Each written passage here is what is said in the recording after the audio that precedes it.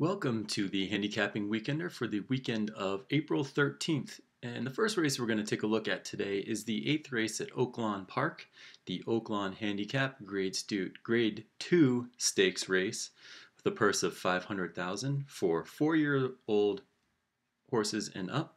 We're going to go 1.125 miles on the main track. And this seems to be a pretty good race. I mean, it looks like a lot of these horses have taken turns beating each other.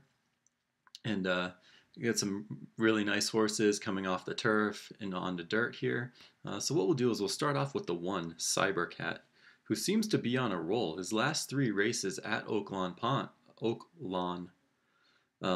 he's won.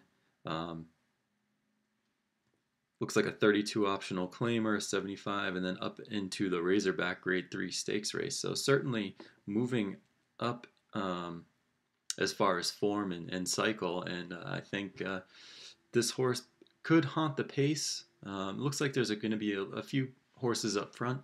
I see this horse probably sitting in the second flight and making a move coming off the turn into the stretch.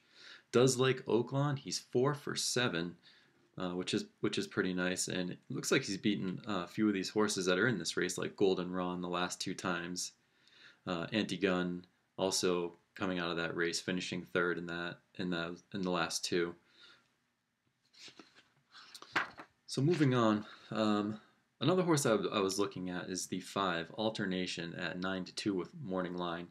Certainly horses for courses in this particular race. He really likes Oaklawn. He's 5 for 7. He's 3 out of 8 at the distance with 1 second. So definitely a horse that I'm going to keep on my radar. Actually won this race last year, going to the lead, and actually beat Ron the Greek, who turns out is a pretty nice horse. Came back in the Stephen Foster 2 races later against Ron the Greek and Wise Dan. Showed a little bit of speed, but didn't quite get the lead. Looks like sat in the second flight and just didn't have any late kick. This horse is making his second start off the layoff.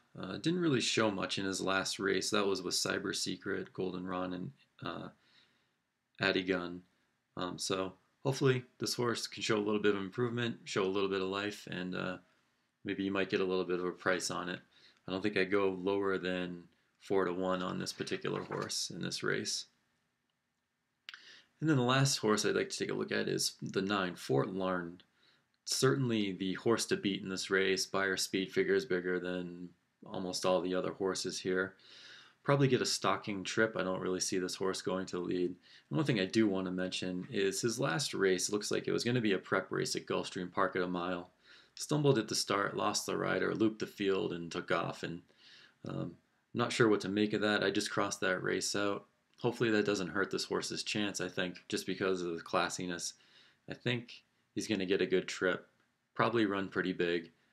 Will be the favorite. He's got 7-5 on the morning line.